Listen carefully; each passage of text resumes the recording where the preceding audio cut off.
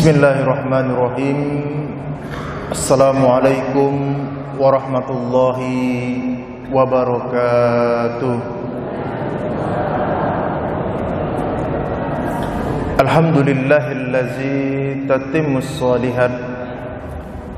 Wassalatu wassalamu ala Rasulillah Sayyidis Sadat wa ala alihi wa sahbihi an-nujumun nazirat. Amma ba'du, usini binafsi wa iyyakum bittaqwallah. Faqad fazal muttaqun wa la tamutunna illa wa antum muslimun. Allahumma faqqihna fid din wa 'allimna ta'wilul Qur'an. Allahumma faqqihna fid din wa 'allimna ta'wilul Qur'an. Allahumma faqqihna fid din wa 'allimna ta'wilul Qur'an. Amin ya rabbal alamin. Ayyuhal hadirun rahimakumullah, Bapak, Ibu, asatiz wal ustazah, alim ulama, tuan-tuan guru kami, orang-orang tua kami dan orang-orang yang dituakan di sekitar lingkungan Masjid Baitur Rahman, Jalan Gaharu, saudara-saudari dan adik-adik yang insyaallah kita semua dimuliakan oleh Allah Subhanahu wa ta'ala. Amin ya rabbal alamin. Pada malam hari yang berbahagia ini, marilah kita senantiasa memperbanyak rasa syukur kita kehadirat Allah Subhanahu wa ta'ala atas segala nikmat yang Allah berikan kepada kita. Karena semua nikmat itu akan Allah pertanyakan nanti di yaumil akhir kelak. Allah Subhanahu wa ta'ala berfirman, "Summa latus'alunna yawma idzin 'anil na'im." Kemudian pada hari itu akan kami pertanyakan setiap nikmat yang kami berikan kepadamu. Ketika menyampaikan masalah ini, nikmat ini, ada sahabat yang bertanya kepada Rasulullah, "Ya Rasulullah, bagaimana seandainya kami miskin, tak punya dinar, tak punya dirham, tak punya harta, tak punya rumah, tak punya kendaraan dan lain sebagainya. Lantas nikmat apa yang akan kami syukuri?" Maka jawab Rasulullah sallallahu alaihi wasallam, "Udara yang engkau hirup, beningnya air yang engkau teguk, bumi yang engkau pijak, dan alam semesta yang engkau lihat. Semuanya akan Allah pinta pertanggungjawabannya. Apakah kita gunakan semuanya itu untuk beribadah kepada Allah Subhanahu wa ta'ala, atau sebaliknya untuk durhaka atau maksiat kepada Allah Subhanahu wa ta'ala? Maka beruntunglah kita jika sekecil-kecil nikmat sampai sebesar-besar nikmat yang Allah berikan kepada kita, kita pergunakan untuk meningkatkan ibadah, untuk meningkatkan iman dan ketakwaan kita kepada Allah Subhanahu wa ta'ala. Kemudian marilah kita memperbanyak salawat dan salam kehadirat junjungan kita Nabi besar Muhammad sallallahu alaihi wasallam, dengan harapan bahwa kita termasuk umat Rasulullah yang akan mendapatkan syafaatnya di yaumil akhir kelak nanti. Amin ya rabbal alamin. Tak cukup dengan amin saja, Bu, ya. Kita harus senantiasa memperbanyak salawat kepada Rasulullah sallallahu alaihi wasallam. Kemudian mengamalkan sunnah Rasulullah sallallahu alaihi wasallam dalam kehidupan kita sehari-hari. Ada orang yang jarang berselawat, jarang mengamalkan sunnah Rasulullah sallallahu alaihi wasallam dalam kehidupan sehari-hari. Cita-cita kalau mati ingin masuk Jannatul Firdaus, berjumpa dengan Rasulullah sallallahu alaihi wasallam dan mendapatkan syafaat dari Rasulullah sallallahu alaihi wasallam. Banyak orang-orang yang seperti itu hari ini, mengaku umat Rasulullah sallallahu alaihi wasallam tapi sengaja meninggalkan sunnah Rasulullah karena mereka tahu itu hukumnya sunnah. Ada yang seperti itu, sunnah saja kok. Ya, untuk apa sholat sunnah? Hukumnya sunnah. Udah sholat sunnah tadi, Bu? Alhamdulillah. Apa hukumnya? Sunnah. Jangan kita tinggalkan sunnah Rasulullah itu dalam kehidupan kita. Karena para sahabat salafus soleh, orang-orang yang dekat dengan Rasulullah sallallahu alaihi wasallam, orang-orang yang sudah mendapatkan jaminan masuk surga tanpa hisab, ya, alim ulama, guru-guru kita, orang-orang tua kita, mereka bersusah payah untuk mengamalkan sunnah Rasulullah sallallahu alaihi wasallam dalam kehidupan mereka, karena mereka tahu itu hukumnya sunnah. Tapi hari ini ada orang yang mengaku umat Rasulullah, umat Nabi Muhammad, sengaja meninggalkan sunnah Rasul. Dia sahabat bukan, pernah berjumpa dengan Rasulullah tidak, jangankan jumpa, bermimpi pun tak pernah. Dekat dengan Rasulullah tidak, sudah mendapatkan jaminan masuk surga jauh, hisab masih menegangkan, dosa masih banyak belum diampuni oleh Allah Subhanahu wa taala. Berselawat jarang, tapi cita-cita ingin masuk surga, berjumpa dengan Rasulullah sallallahu alaihi wasallam. Apa tak malu seperti itu, Bu? Ya, Pak ya? Malu kita, Pak ya. Nah, oleh sebab itu Bapak Ibu yang dimuliakan Allah Subhanahu wa taala, marilah kita banyak-banyak mengkaji ya tentang sejarah hidup Nabi besar Muhammad sallallahu alaihi wasallam. Tadi saya dipesankan oleh teman saya, adik kelas, Dr. Zaini Dahlan, untuk menggantikan beliau mengisi pengajian antara maghrib dengan isya. Adapun temanya tentang sejarah Islam, ya, karena beliau memang itu takhususnya. Hampir sama dengan saya juga mengajar di UINSU, Universitas Islam Negeri Sumatera Utara. Takhusus saya pun tentang sejarah Islam, ya, cuman saya sejarah pendidikan Islam. Beliau adik dan kelas saya di atasnya setahun. Kami sama-sama menyelesaikan S3 di UIN Sumatera Utara, ya.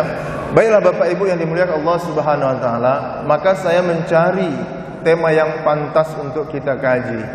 Saya teringat satu surah, ya, yang dibaca setiap pagi ketika kita sholat duha, ya.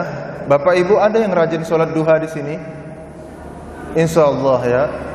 Pada rakaat yang pertama kita membaca surah apa setelah Al-Fatihah? Hah? Surah Was-samsi wa duhaha wal qamari idza talaha. Di rakaat yang kedua kita membaca surah Ad-Duha, wad-duha wal laili idza saja, ma wadda'aka rabbuka wa ma qala, walal akhiratu khairul laka minal ula, walasawfa yu'tika rabbuka fatarda, alam yajidka yatiman fa'awa, wa wajadaka dhalam fahada, wa wajadaka ailam fa'aghna, fa ammal yatima fala takhar, wa ammas sa'ila fala tanhar, wa amma bi ni'mati rabbika fahaddits. Surah ini sudah hafal kita luar kepala. Kira-kira pernah tidak kita mentadabburi ayat demi ayat, ya? Kenapa surah ini diturunkan oleh Allah Subhanahu wa taala? Bagaimana sejarahnya? Bagaimana kisahnya, ya? Waktu itu wahyu tidak datang, ya. Setelah Allah menurunkan wahyu yang pertama, surah Al-Alaq ayat 1 sampai 5, Iqra bismi rabbikal ladzi khalaq. Lalu menurunkan surah Al-Mudassir, Al-Muzammil, surat Nun, ya. Maka wahyu sampai yang ke-10 terputus. Rasulullah menunggu, ada yang mengatakan selama 2 bulan, ada yang mengatakan 3 bulan, ada yang mengatakan 2 hari, bahkan ada yang mengatakan sampai 1 tahun wahyu itu terputus, ya. Ketika wahyu itu tidak datang, Rasulullah merasa gelisah. Ibu-ibu gelisah enggak kalau suaminya enggak ada informasi, enggak pulang 1 hari? Ya, gelisah ya. Orang yang kita cintai, orang yang kita sayangi tak pulang satu hari satu malam, gelisah enggak? Rasanya gegana, ya, gelisah, galau dan merana. Ya. Kalau diibaratkan seperti itu, maka Rasulullah juga merasakan kegelisahan ketika tidak turun wahyu kandungnya. Abu Lahab itu, ya Abu Lahab ya, Abu Lahab itu abang daripada ayah Rasulullah sallallahu alaihi wasallam. Ketika mendapatkan, ya, ketika disampaikan seperti itu, Allah tidak terima dengan ucapan Ummu Jamil itu. Allah mengatakan dengan tegas, bahkan bersumpah, memulai surah itu dengan wadduha wal laili iza saja. Allah bersumpah dengan waktu pagi, ya. Kalau Allah bersumpah dengan nama waktu, maka waktu itu penting enggak? Sangat penting. Kalau Allah bersumpah dengan nama tempat, tempat itu penting enggak? Sangat penting. Kalau Allah bersumpah dengan nama makhluk, maka makhluk yang disebut oleh Allah Subhanahu wa taala itu sangat penting bagi manusia. Ingat itu ya. Maka jangan sia-siakan waktu duha. Kemudian jangan sia-siakan waktu malam apabila sudah gelap gulita. Ya, itu pesan Allah Subhanahu wa taala, pergunakan waktu duhamu, pergunakan waktu mudamu, pergunakan waktu pagimu sebelum datang waktu malammu. Kalau sudah datang waktu malam, maka kita tinggal istirahat saja. Jangan lagi melakukan aktivitas kecuali aktivitas yang diperintahkan oleh Allah Subhanahu wa taala. Ya, Allah bersumpah, Allah sebutkan nama waktu itu. Ya, kata Allah apa? Ma wadda'aka rabbuka wa ma qala. Tuhanmu tidak pernah meninggalkanmu, ya, dan tidak pernah membencimu. Ya, kenapa Allah tidak katakan taroka? Taroka artinya meninggalkan, tapi Allah katakan wada'a. Ya, Allah tidak pernah meninggalkanmu. Jangankan taroka itu artinya meninggalkan selama-lamanya. Kalau Allah suruh kita meninggalkan maksiat, Allah katakan tarkul ma'asi, tinggalkan maksiat. Tinggalkannya sebentar atau selama-lamanya? Selama-lamanya, Bu, ya. Ya, jangan tinggalkan maksiat hanya untuk sementara saja. Kenapa perintahnya tarkul, tinggalkan untuk selama-lamanya? Allah bukan katakan wada'aka maksiat, tinggalkan engkau maksiat. Wada' itu artinya akan berjumpa kembali. Suatu saat Allah pasti akan berjumpa kembali. Allah tidak tinggalkan walaupun sebentar, apalagi untuk selama-lamanya. Wa ma qala, dan tidak juga membencimu, ya. Qala itu dulu pernah diletakkan di dalam, tapi suatu saat dibuang, dicampakkan jauh-jauh. Itu qala lah artinya. Dicampakkan dari dalam hati, itu qala lah. Allah tidak pernah meninggalkanmu apalagi sampai benci kepadamu. Allah tepis tuduhan Ummu Jamil dan sahabat-sahabatnya yang mengatakan bahwa Rasulullah sudah ditinggalkan oleh Tuhannya. Ya, ada juga yang mengatakan, yang memberikan informasi itu adalah istri Rasulullah. Siapa itu? Khadijah. Ada satu pendapat yang seperti itu. Wallahu a'lam. Nah, lalu Allah mengatakan walal akhiratu khairul laka minal ula. Ya, akhirat itu lebih baik bagimu daripada dunia. Ya, jangan berkeluh kesah. Di sini Allah ingin menggambarkan apapun kondisi kita, jangan pernah beranggapan bahwa kita ditinggalkan oleh Allah Subhanahu wa taala. Susah, ya, sakit, mendapatkan kesempitan, hati tidak tenang dan lain sebagainya. Jangan pernah merasa mau menukar akidah kita dengan kehidupan-kehidupan dunia yang digambarkan oleh orang-orang kafir. Ya, Bapak Ibu yang dimuliakan Allah Subhanahu wa taala. Kenapa? Karena akhirat itu nanti lebih baik bagimu, kata Allah Subhanahu wa taala. Walal akhiratu khairul laka minal ula wala sawfa yu'tika rabbuka fatarda. Kebaikan-kebaikan akhirat itu akan kami berikan kepadamu. wala saufa, masih jauh lagi, ya. Tapi pasti, masih lama lagi waktunya, tapi pasti akan kami berikan kepadamu dan engkau ridho, ya, dan engkau ridho. Ulama tafsir mengatakan apa yang akan Allah berikan kepada Rasulullah, yaitu surga. Surga yang ada istana-istana di dalamnya. Dari apa istananya? Bahan baku di surga itu emas dan perak. Lalu dibangun dinding-dinding dari permata yang tembus pandang seperti ini, ya. Permata-permata, batu-batu mulia yang tembus pandang. Dan itu akan diberikan kepada Rasulullah dan keluarga Rasulullah sallallahu alaihi wasallam. Tapi Rasulullah tidak akan pernah ridho, ya, kalau keutamaan itu, kalau pemberian itu hanya diberikan kepada keluarganya saja. Kapan Rasulullah baru ridho? Kalau semua umatnya mendapatkan fasilitas yang sama, maka Rasulullah akan menunggu, mana umatku, mana orang-orang yang berselawat kepadaku, mana orang-orang yang mengamalkan sunnahku dalam hidupnya, berikan hak mereka, barulah aku ridho. Ya, Allah tunggu kita, Bu. Pak, Allah tunggu. Rasul tunggu kita mendapatkan fasilitas yang sama-sama berada di surga dan mendapatkan keistimewaan yang Allah janjikan kepada Rasulullah sallallahu alaihi wasallam. Ya. Kita pernah enggak ridho kalau anak kita belum mendapatkan fasilitas yang Allah janjikan ini? Kalau keluarga kita belum mendapatkan fasilitas seperti yang Allah janjikan seperti ini.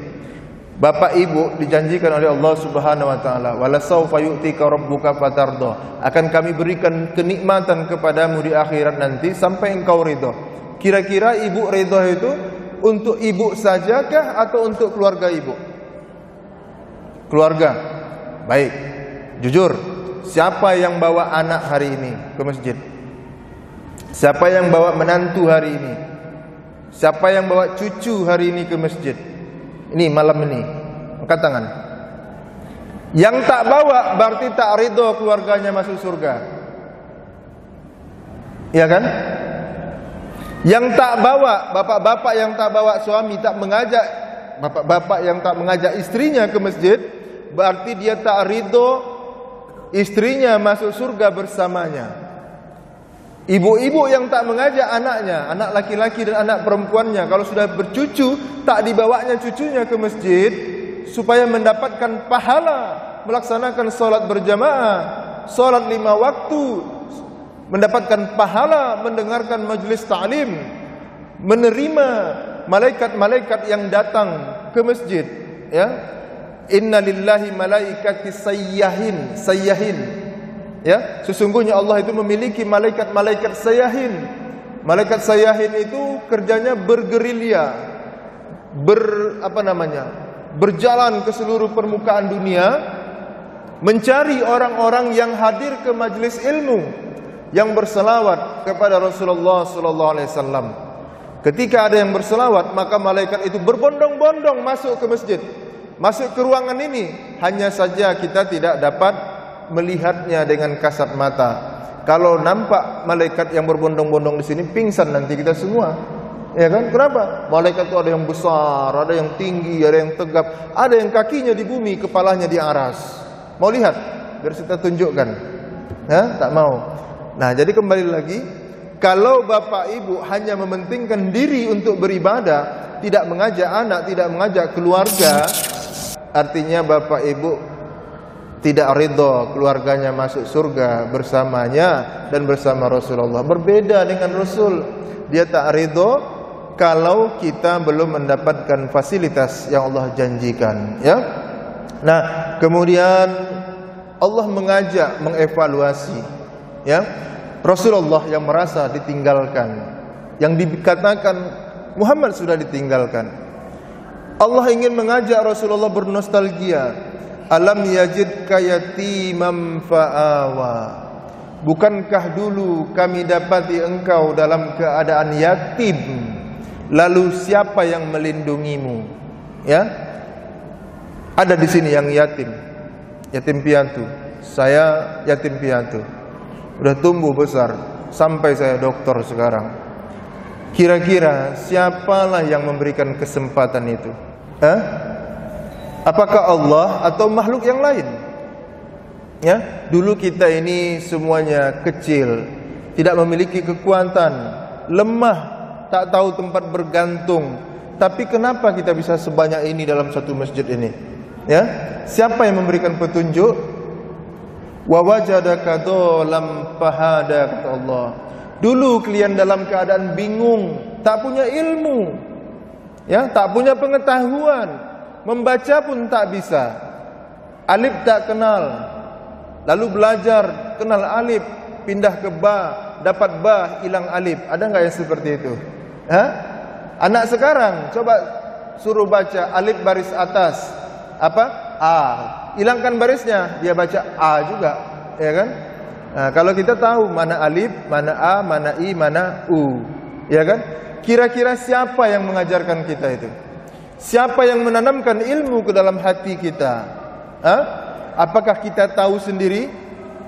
Atau ada Tuhan yang lain yang memasukkannya ke dalam dada kita? Ya, Allah menggambarkan, dulu Muhammad engkau tidak mengetahui apa-apa. Dulu engkau pernah dalam keadaan bingung. Dulu engkau pernah dalam keadaan yatim. Ya, Bapak Ibu yang dimuliakan Allah Subhanahu wa taala. Pernah enggak mendengar bagaimana dulu Rasulullah sallallahu alaihi wasallam ketika tinggal di rumah kakeknya? Ya, kebiasaan orang-orang Quraisy, kalau ada anak yang baru lahir, maka anak itu disusukan kepada perempuan yang lain. Dan datanglah kabilah Sa'adah, ya. Perempuan-perempuan yang biasa mengambil upah untuk menyusukan itu adalah dari kabilah Sa'adah. Mereka datang satu kelompok, satu gerombolan datang ke kota Mekah mencari anak-anak yang akan disusukan.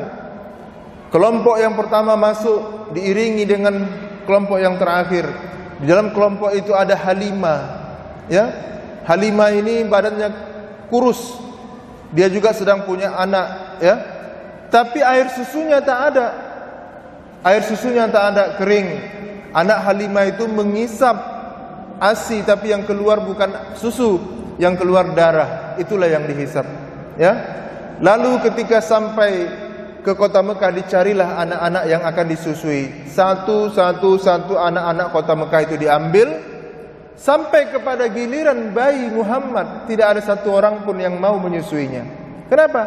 Tidak punya ayah, tidak punya ibu, miskin. Ya, sudah jelas nanti kalau selesai disusukan, bonus tak ada. Ya, begitu juga ketika sampai kepada Halimah. Halimah melihat bayi itu, nampaknya tak ada harapan. Maka Halimah pun kembali dengan tangan kosong, kembali ke kampungnya. Tapi apa yang terjadi? Daripada pulang kosong, lebih baik diambil saja. Dia kembali lagi ke Mekah, diambil lagi bayi Muhammad tadi, digendong, disusui. Apa yang terjadi? Yang tadi susu Halimah itu kering, sekarang mengalir dengan deras. Ya, dikasih minum kepada Rasulullah, kepada bayi Muhammad. Setelah itu dikasih kepada bayinya, dan dua-duanya tertidur dengan nyenyak. Tadi kalau anak Halimah itu menyusu, yang terjadi bukan kenyang, tapi menangis, ya, menangis sejadi-jadinya.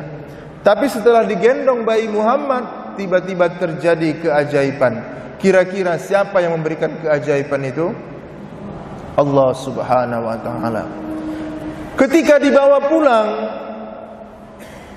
Halimah itu mengendarai keledai. Keledai itu kurus, jalannya lambat, jauh ketinggalan oleh kelompok-kelompok yang sudah pulang tadi. Tapi dengan keajaiban, sesuatu terjadi pada keledai Halimah. Tiba-tiba keledai itu bisa berlari dengan kencang dan melomba keledai-keledai kelompok-kelompok orang yang sudah pulang meninggalkan kota Mekah. Mereka bertanya, "Ya Halimah, keledai siapa yang kau kendarai itu?" Kata Halimah, "Ini keledai yang kupakai dari Bani Sa'adah ke Mekah dan sekarang kupakai juga pulang." Kira-kira siapa yang memberikan keajaiban itu?